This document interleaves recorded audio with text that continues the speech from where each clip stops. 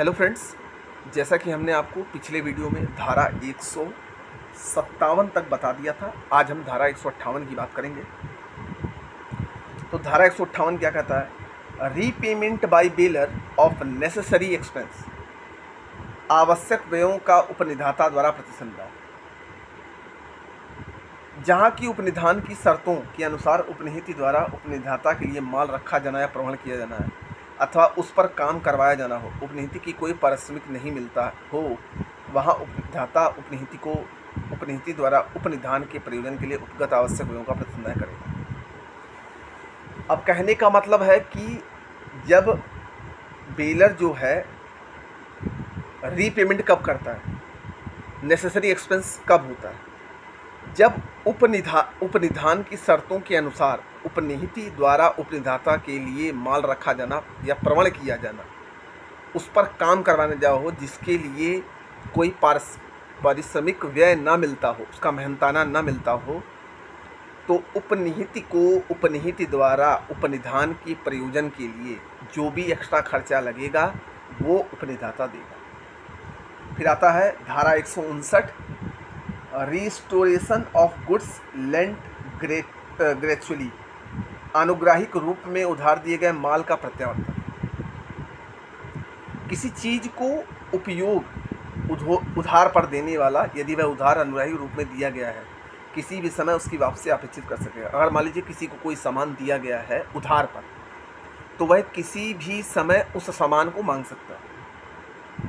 अगर उसने एक निर्दिष्ट समय का प्रयोजन के लिए उधार दिया, अगर मान लीजिए उसने किसी समय लिमिटेशन के लिए उसको उस सामान का उधार दिया हो, किंतु यदि उधार देने वाले ने विशिष्ट समय का प्रयोजन करने के लिए उधार के भरोसे ऐसे प्रकार से कार्य किया है कि उधार दी गई चीज़ को ठहराए गए समय के पूर्व वापसी से उसे फायदे से अधिक हानि होगी, उस उधार से वास्तव में व्युत्पन्न हुआ हो, यदि उधारदाता उधार लेने वाले को उसे वापस करने के लिए विवश करे, तो उस उधार लेने वाले की उतनी मात्रा में क्षतिपूर्ति करनी होगी जितने वैसे हुई, हानि वैसे उत्पन्न से अधिक है। अब इस धारा का मतलब क्या है कि मान लीजिए कोई व्यक्ति किसी दूसरे व्यक्ति को कोई सामान देता है उधार के तौर पर, या किसी निश्चित समय तक देता है। अब निश्चित समय तक देते समय अगर उस माल में कोई भी क्षति या हानि होती है, तो जिसको वह उधार पर माल देता है उस हानि और क्षति की पूर्ति कौन करेगा? वह व्यक्ति करेगा जिसको उसने उधार के लिए दिया। अब बात करते हैं धारा 160, समय के अवसान पर या प्रयोजन पूरा होने पर उपनिहित माल की वापसी। Return of goods based on expiration of time और एकम्प्लिश द पर्पस। उपनिधि का कर्तव्य है कि ज्यों ही उस समय का जिसके लिए माल उपनिहित किया गया, जिस चीज़ के लिए माल लिया गया है, अगर उसका काम पूरा हो जाए, प्रयोजन हो जाए जिसके माल उपनिहित किया गया था, उपनिहित माल की मांग के बिना वापस कर दे, ये उपनिधान के निर्देशों के साथ प्रदत्त कर दे। अगर उसका काम उस माल से हो गया है तो उसके कार्य के बाद उसको बिना मांगे ही उस माल को लौटा देना चाहिए। अब आते हैं धारा 161, जबकि माल सम्यक रूप से वापस ना किया जाए तब उपनिहित का उत्तरदायित्व। यदि माल समय से वापस न किया गया हो, मतलब माल में किसी प्रकार की ना क्षति या क्षय हो गया हो, तो वह उपनिधाता के प्रति उत्तरदायी होगा। अब बात करते हैं धारा 162, अनुग्राहिक उपनिधान की मृत्यु से पर्यावसन। अनुग्राहिक उपनिधान उपनिधाता या उपनिहित की मृत्यु से पर्यावसन हो जाता है। अगर मान लीजिए उस व्यक्ति की मृत्यु हो जाती तो पर्यावसन हो जाता।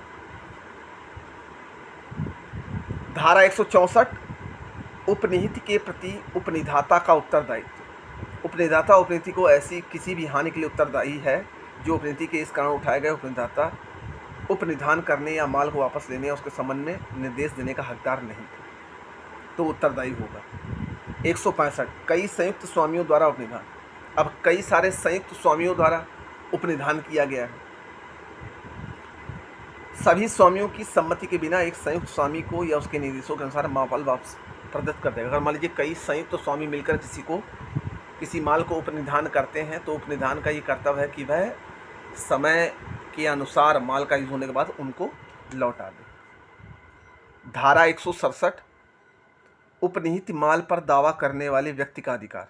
यदि उपनिधाता से भिन्न कई व्यक्ति उपनिहित माल का दावा करें तो वह न्यायालय से आवेदन कर सकेगा कि उपनिदाता को माल का प्रदान रोक दिया जाए और यह निश्चय किया जाए कि माल पर हक किसका है। उपनिहित माल पर दावा करने वाले व्यक्ति का अधिकार। उपनिहित माल पर दावा, उपनिहित माल पर दावा का मतलब यदि उपनिदाता से भिन्न कोई व्यक्ति उपनिहित माल का दावा करता है, यदि जिस व्यक्ति को दिया गया है माल उससे भिन्न कोई व्यक्ति उस माल का दावा करता है, तो न्यायालय में यह आवेदन कर सकेगा कि उपनिदाता को माल का प्रदान रोक दिया जाए और यह विनिश्चय किया जाए कि उस माल पर हक किसका है। 168 माल पड़ा पाने वाले का अधिकार, वह प्रस्तापित विनिर्दिष्ट पुरस्कार के लिए वाद ला सकेगा। माल पड़ा पाने वाले का माल का परीक्षण करने और स्वामी का पता लगाने में अपने द्वारा स्वेच्छा उठाए गए कष्टों और व्यय के प्रतिकर के लिए स्वामी पर वाद लाने का कोई अधिकार नहीं है। देखिए, अगर मान लीजिए किसी व्यक्ति का कोई गुड्स, कोई सामान या कोई माल गिर जाता है और अगर यदि उससे कोई पाता है और लौटाने में उस व्यक्ति को उसका जो भी खर्चा होता है उसके लिए वह उस माल के स्वामी पर कोई भी वाद नहीं ला सकता, किंतु वह उस माल का स्वामी के विरुद्ध तब तक प्रतिरोध रख सकेगा जब तक कि उसे ऐसा प्रतिकार न मिल जाए यदि स्वामी ने खोए माल की वापसी के लिए पुरस्कार देने के प्रस्ताव न करेगा। देखिए, अब वह उस माल को तब तक रख सकेगा जब तक स्वामी ने उस माल के लिए कोई पुरस्कार देने की बात ना कही, तो पड़ा पाने वाला ऐसा पुरस्कार के लिए वाद लगेगा। अब जब उसने पुरस्कार के लिए निर्देश दे दिया कि जो ये मेरा माल लौटाएगा उसको हम पुरस्कार देंगे, उसके बावजूद अगर वह पुरस्कार नहीं देता है तो वह उसके लिए वाद ला सकता है। माल को तब तक प्रतिरक्षित रख सकेगा जब तक कि और माल को तब तक अपने पास रख सकेगा जब तक उसको पुरस्कार ना मिल जाए। तो आज के वीडियो में हम धारा 168 तक ही रहने देते हैं। नेक्स्ट वीडियो में हम आपको धारा 169 तक बताएंगे। Thank you.